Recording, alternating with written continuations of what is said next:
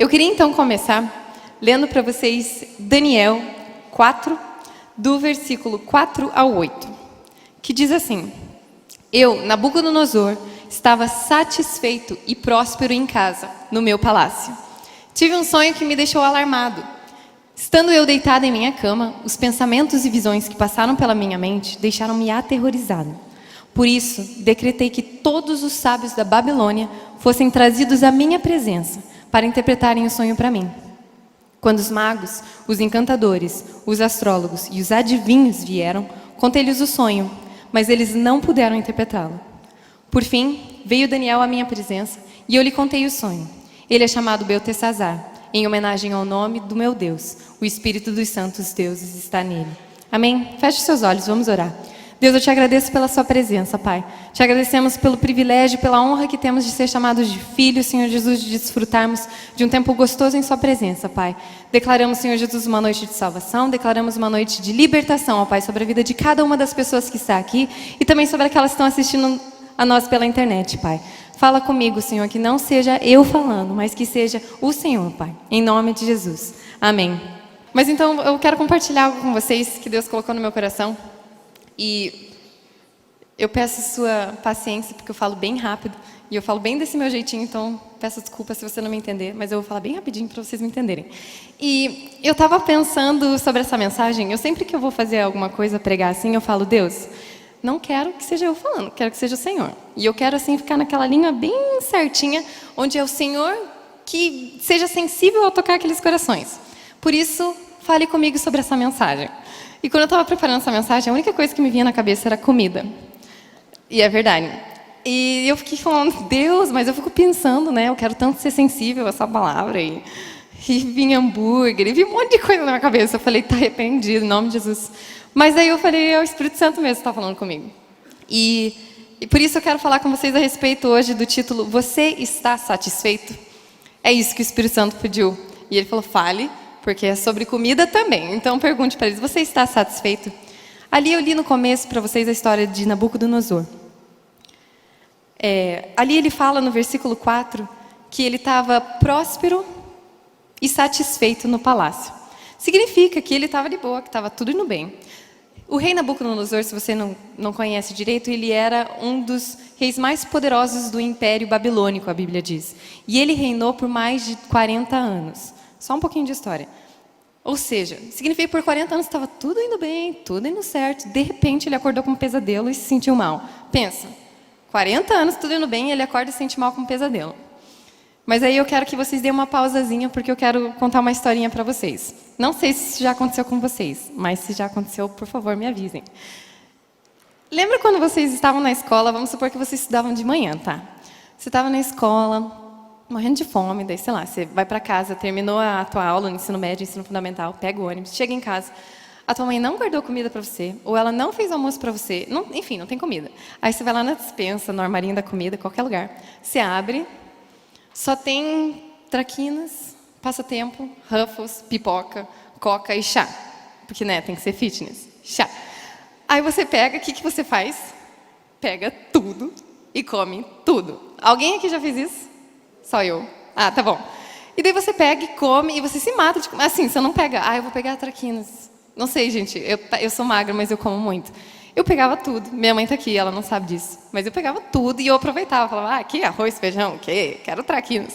E eu pegava e almoçava aquilo e comia muito. Aí passava, tipo, 5 minutos.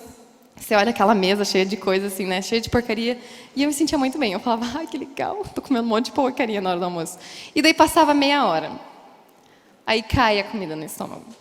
Aí você fica assim: por que eu comi tanto? Alguém já se sentiu assim? Por que eu comi tanto? Gente, não me deixe sozinho, só eu me sinto mal. Ah, tá. E daí eu fico: não, eu nunca mais vou comer. Até hoje, se o Romulo tá me ouvindo, ele sabe. Eu falo: Romulo, eu preciso muito numa churrascaria. Juro que eu vou comer 10 conchilhones e chega lá eu como uns 8. E come. Eu entro no carro e eu falo: Romulo, eu nunca mais vou numa churrascaria. Tá doendo muito. Por favor, me lembra, sério, não me traga mais uma churrascaria, porque dói demais. Então, enfim, o que eu quero falar sobre isso? Aqui eu quero compartilhar com vocês algo de estar satisfeito. O que acontece? Quando você está satisfeito, você está tão cheio, que independente da pessoa que vai chegar para você, independente se é o chefe mais chique da França, qualquer pessoa, o dono do restaurante, melhor restaurante japonês, se ele chegar para você naquela hora e falar assim, ó, eu vou fazer o melhor prato de comida que eu já fiz na minha vida para você, você vai comer? Não, estou falando aquela comida assim, quando você está muito cheio. Aí eu fui viajar ainda mais, viagem comigo na minha história.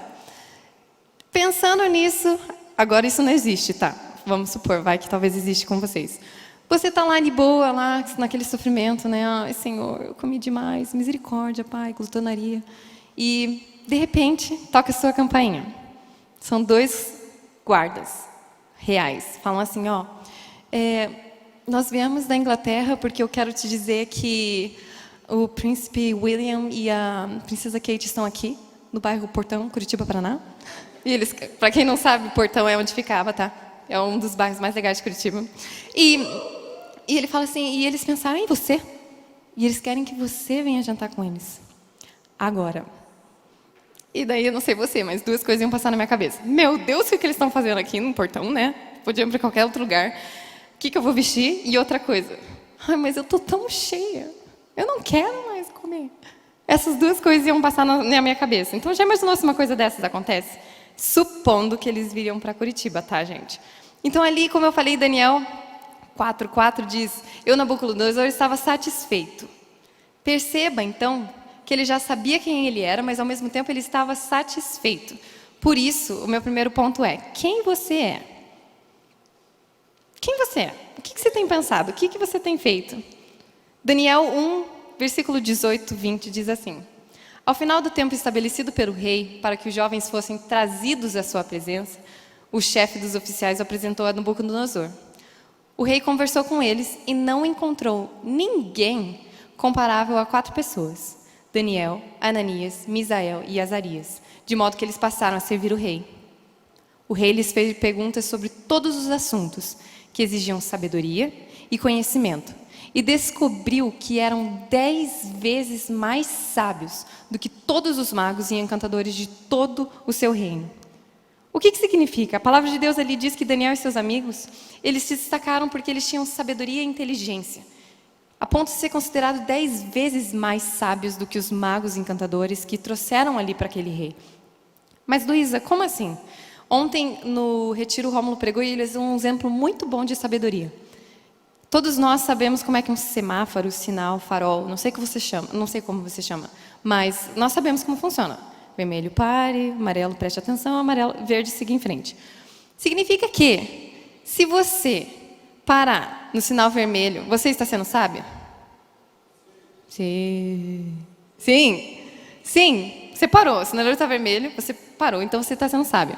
Agora você está ali com o teu carro, de repente a luz está do amarelo, sobe para o vermelho e você começa a acelerar. Você passou no sinaleiro vermelho, você foi sábio? Não. Muitas vezes a gente tem essa imagem de sabedoria, aquele cara sabe tudo, ele ganhou o prêmio Nobel da Paz, ele fez não sei o quê, ele serviu... Mas, na verdade, a sabedoria, de uma maneira muito simples falando, é você aplicar o conhecimento que você tem. Um dia na escola você aprendeu que no sinaleiro vermelho você para, se você parou, você foi sábio. É assim que funciona. Significa, então, que exatamente aquilo que estava no coração de Daniel, de Ananias, de Azarias, aquele conhecimento que eles tinham, eles estavam aplicando. Eles eram diferentes dos outros. Eles eram reconhecidos pelo rei como sábios. Por isso eu quero ler para vocês Romanos 5,19, que diz assim, assim como por meio da desobediência de um só homem, muitos foram feitos pecadores. Assim também por meio da obediência de um único homem, muitos serão feitos justos. Como assim, Luísa? Significa que Adão pecou, você é pecador. Jesus morreu, Jesus ressuscitou, você aceita o que ele fez, você é justificado, você é salvo, você é liberto, você tem tudo. Você sabe quem você é a partir do momento que você olha para aquilo ali. Eu estou te dizendo, você é salvo em Cristo Jesus. Você tem tudo em Cristo Jesus. Mas você não faz nada com isso. Você está sendo sábio? Não. A partir do momento que você pega essa palavra, você olha ela, você fala, isso é meu, isso é verdade, eu acredito nisso, eu possuo essa palavra, isso é verdade na minha vida, e eu vou começar a agir a partir disso, a partir de hoje em diante eu vou viver dessa maneira. Você está sendo sábio? Sim. Luísa, mas onde que você quer chegar? Eu quero te dizer que nós precisamos saber quem nós somos. Porque muitas vezes nós lemos a Bíblia, nós estamos em contato com o Espírito Santo na nossa casa, nós oramos, nós vemos a igreja, nós estamos frequentando ambientes assim onde nós podemos desfrutar da palavra de Deus, mas muitas vezes, ei Luísa, na verdade, algumas coisas me machucam. Eu não sei quem eu sou. E, na verdade, eu nem quero saber, porque me irrito e não sei o quê. Então, eu quero te dizer uma coisa hoje. Talvez você não saiba exatamente quem você é, mas através da obra consumada de Jesus Cristo, Ele te deu identidade. E quando Deus Todo-Poderoso, quando Jesus morreu e Deus Todo-Poderoso olha para você, Ele não vê você e não vê as coisas que você faz. Ele vê Jesus Cristo em você. Então, por isso, você precisa começar a aplicar esse conhecimento.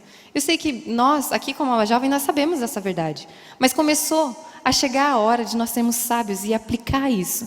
Luísa, como? Pergunta para mim como. Vou explicar já. Você precisa saber quem você é.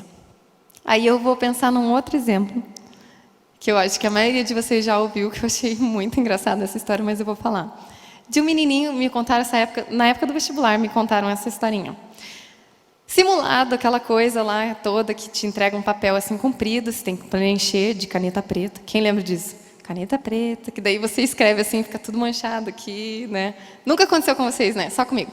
E daí você preenche, daí fica lá 300 alunos, ninguém sabe quem que é a mulher que está aplicando, porque ninguém nunca viu ela. E daí começa, ela fala assim, vocês têm 2 horas para fazer essa prova. Daí ela vai, comigo, na época pelo menos, era tudo giz, né? Ela virava no quadro e colocava, falta 30 minutos. Ou às vezes nem falava, né? Daí faltava 10 minutos, ela apagava. Porque você tinha que entregar. Quem não entregasse a prova em 2 horas, já era. E, 5 minutos, 2 minutos. Daí ela fala, pessoal, vocês têm 1 minuto para me entregar. Finalizem. Se você não conseguiu finalizar, entregue da maneira que você conseguiu preencher até agora. E beleza. Aí tem esse menino que estava lá, de boa. E faltava pouquíssimo tempo, quando ele estava levantando e indo em direção àquela mulher, a mulher falou, acabou o tempo. Sinto muito, mas, infelizmente, não tem como mais receber. Daí ele pega e olha para ela, mas você sabe com quem você está falando? E daí ela fala, não. Aí ele pega, ergue aquela pilha, põe no meio e fala, ai, que bom, eu sei. O que significa? História boba, não tenho a menor ideia se é verdade ou não. Não indico vocês a fazerem isso, ele respeitou a autoridade, tá? Isso vocês descartam do meu exemplo. Mas ele sabia quem ele era. Ele estava sendo meio malandro ali, mas ao mesmo tempo, ele olhou para ela e falou assim, ei, eu sei quem eu sou. Significa que quando você sabe quem você é, você anda confiante. Você não anda com medo de, meu Deus, aquela pessoa lá está me olhando porque eu acho que eu usei um vestido roxo hoje. Na verdade, eu tinha que ter usado o azul. Ou, eu não vou falar na frente de muitas pessoas porque, eu não vou fazer, eu não vou. Sabe esses pensamentos de eu não vou, eu não quero? Sempre que envolve alguém, aquilo não vem de Deus no sentido de culpa. Luísa, como assim? Se você está deixando de fazer alguma coisa por medo do que aquela pessoa vai dizer, isso não é tranquilo, não é pacífico na sua vida e nem na sua mente. Isso é algum tipo de condenação. Luísa, eu não vou no McDonald's porque talvez aquela menina que eu briguei no ensino médio vai estar lá. Eu descobri que ela está trabalhando lá. Luísa, eu não vou naquela igreja porque aquele menino, quando eu estudava na 4ª série, aquele menino não me emprestou a bola quando eu fui jogar futebol. Luísa, e sabe umas coisas que eu estou falando exemplos bem bobos, só que muitas vezes nós fazemos isso. Não, nossa, eu lembro dirigindo nesse carro. Nossa, aquela menina que não me emprestou aquela blusa morava aqui. Meninas, ninguém nunca fez isso, né? Amém, glória a Deus.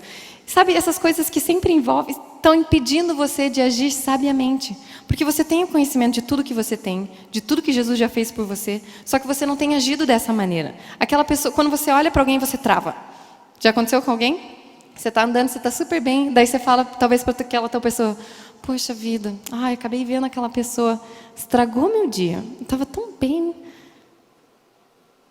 Deixa eu te encorajar, deixa essas coisas de lado, deixe tudo isso de lado. Saiba dessa verdade de Romanos 5,12 que diz que por causa da desobediência de um homem nós todos fomos pecadores, mas por causa da obediência de Jesus Cristo nós fomos justificados. Aplique isso na sua vida. Decida olhar isso hoje e falar, isso é verdade. Meu Deus, como eu nunca percebi isso. Deixa eu começar a agir assim. Espírito Santo de Deus, toma a minha vida para que eu fale diferente, para que eu ande diferente, para que eu me vista diferente, para que as pessoas percebam que eu sou diferente. Para que isso emane de mim de uma certa forma que não seja eu, que seja sobrenatural. Para as pessoas falarem, meu Deus, como assim? Por que você é assim? Menina, você é louca? Aquela guria acabou de te xingar, por que você está feliz? Ah, porque eu não estou nem aí para ela. Na verdade, deveria ser essa a resposta. Porque eu sei que ali não me aflige. Eu sei quem eu sou. Amém? Vocês estão me entendendo? Amém.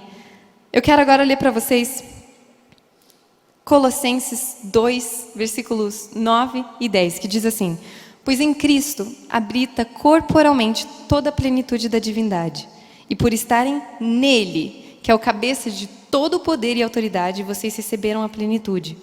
Significa que, eu quero dizer, vocês são muito mais do que isso. Mas, Luísa, de verdade, eu estou meio confusa com tudo que tem acontecido na minha vida. Eu sempre falo isso para muitas pessoas. E eu quero dizer, talvez, para alguém de você que sirva hoje. Muitas vezes nós, como seres humanos, nós tentamos entender como as coisas acontecem. Luísa, eu não tenho entendido por que tal coisa aconteceu de tal jeito. Ou por que tal coisa que eu tenho esperado tanto ainda não aconteceu. Eu quero te encorajar dizendo, talvez se você soubesse, você não estaria andando por fé. Saiba que essa dúvida, essa angústia, esse tempo aí que você não tem entendido, não tem problema. Isso não tira a fidelidade de Deus da sua vida. Isso não tira quem Deus é em você. Viva nele. Sabe, Deus, eu não entendo, eu não sei como funciona, mas eu vivo em fé.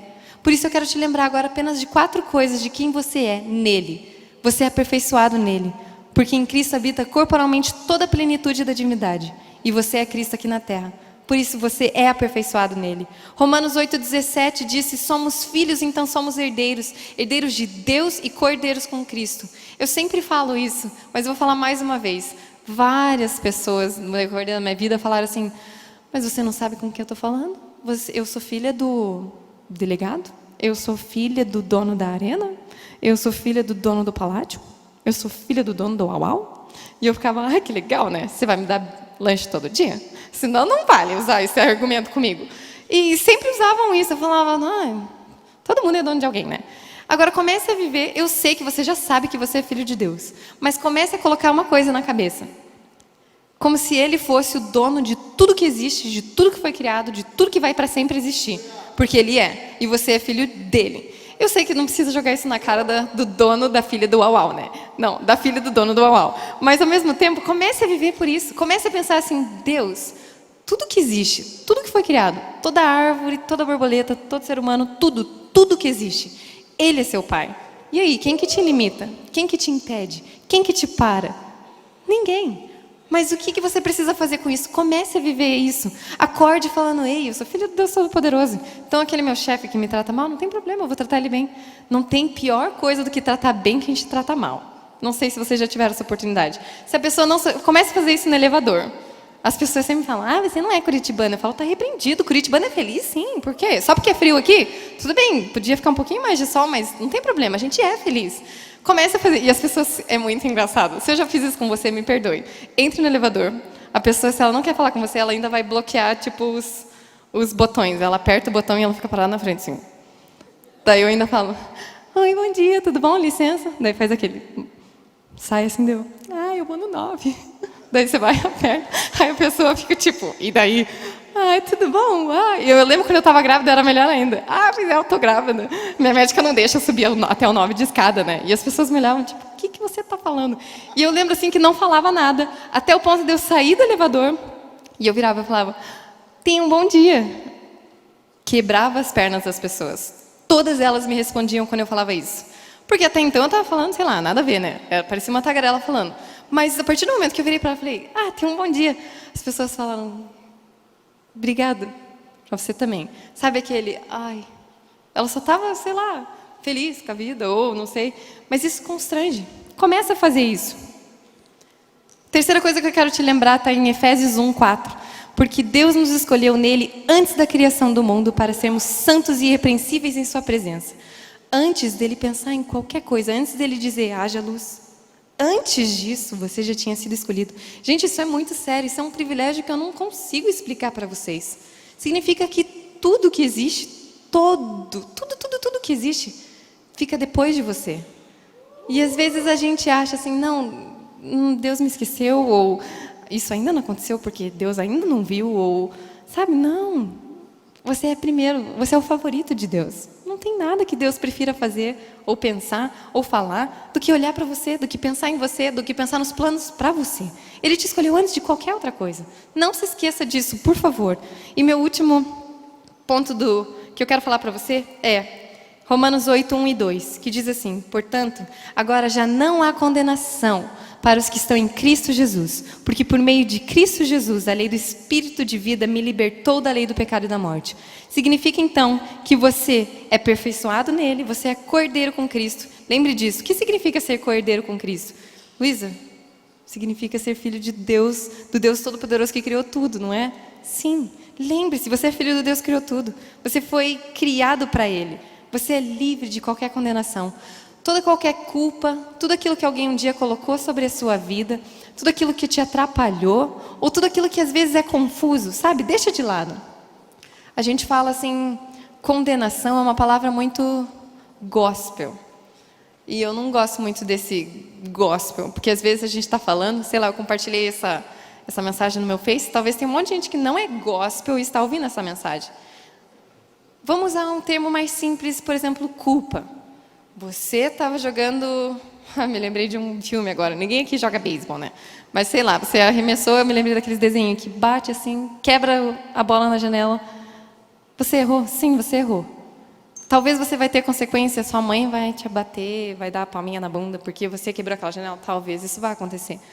Mas tire de você a culpa de que aquilo sempre vai te lembrar. Muitas pessoas às vezes vêm conversar conosco, comigo e com o Romo. Luísa, eu lembro que em 8 de setembro de 2007, eu coloquei um vestido e era muito curto, e uma líder na igreja me chamou a atenção, e eu nunca mais consegui sair em público. E, gente, isso parece meio bobo, mas corta meu coração. Significa que existe algum tipo de condenação, uma culpa sobre aquela pessoa que está impedindo ela de viver. Luísa, na verdade, semana passada, eu tive que fazer algo na minha empresa que eu não gostei muito. As pessoas, meu chefe chegou para mim e falou assim, ó, você vai dizer que eu não estou aqui, sei lá. Ou você vai dizer que tal cheque que ele está esperando não chegou. Chegou, mas você não vai contar para ele. E o cliente ligou e você falou, ó, na verdade, seu cheque não chegou. Você desligou o telefone e acabou de ver o cheque. Sabe, eu sei que você talvez não agiu da melhor maneira naquela hora ali, mas tire de você toda a culpa. Isso, existe outra palavra que é mais forte ainda, que é a opressão. Depois de um tempo, isso começa a abafar na sua cabeça e crescer, e crescer, e crescer. E isso impede você. Você vai falar... Tem pessoas que falam, eu não vou nem atender o telefone mais. Porque eu lembro que quando eu atendi o telefone, eu tive que mentir para uma pessoa. Não deixe isso acontecer na sua vida. Fale, não, ei, basta. Todo tipo de condenação, todo tipo de dor que alguém um dia me causou, eu decido hoje deixar para trás. Eu decido hoje acabar com aquela mentira, acabar com aquela dor, acabar com aquela dúvida que ficava reinando na minha cabeça. Comece a viver tudo isso, todo esse conhecimento. Domingo após domingo nós temos palavras maravilhosas aqui. Comece a exercer isso, seja sábio. Por isso eu quero encerrar com um segundo ponto que diz, o que você tem? O que você tem? Voltando ali no começo da pregação, que eu falei lá das bolachas, e quando você chegou em casa, você comeu tanta bolacha que você não aguentava mais. E eu tenho certeza que quando eu fui pensar nessa mensagem que eu estava preparando para vocês, só me vinha na cabeça a comida. E eu quero lembrar cada um de vocês aqui nessa noite, de tudo que eu falei. Se você puder pegar uma coisinha só, lembre-se disso. Deus quer que você esteja tão cheio, tão cheio, tão cheio dEle, de quem Ele é, que todas as outras coisas você não vai querer.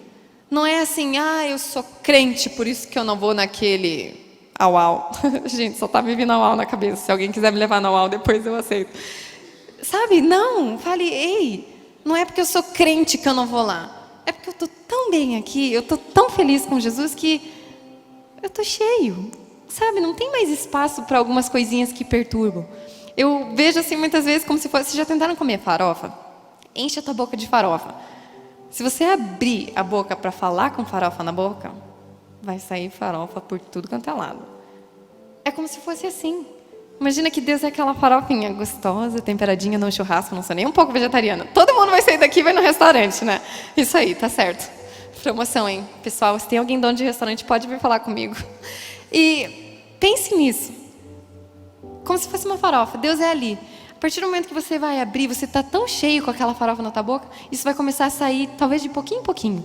Mas isso vai começar a emanar nas pessoas. Por mais que você não queira, se a tua boca estiver cheia de farofa, por mais que você não queira, quando você for falar, é isso que vai sair. É isso que vai jorrar na cara das pessoas. Então, por isso, eu quero ler um último versículo para vocês. Eu quero pedir a gentileza de vocês colocarem de pé. Que está em Romanos 5, versículo 1 e 2. Que diz assim: tendo sido, pois, justificados pela fé, temos paz com Deus, por nosso Senhor Jesus Cristo. Queridos, paz com Deus. Tire a paz de Deus. Tente tirar a paz de Deus. Impossível. Impossível. É igual isso que eu falei, tentar constranger as pessoas com amor. Tente cutucar uma pessoa que é bem pacífica, bem zen, não dá. E às vezes você até se irrita. E é a paz de Deus, excede todo conhecimento. Todo conhecimento. É isso que nós temos. Por isso eu quero te lembrar. Quem você é? Você é cordeiro com Cristo. Você é livre de toda condenação. Você é dono do Filho do Criador do céu e da terra. Você foi escolhido antes de toda a criação. Pense nisso. E o que você tem? Eu tenho paz com Deus. Eu sei que eu tenho paz com Deus. Lembre-se disso.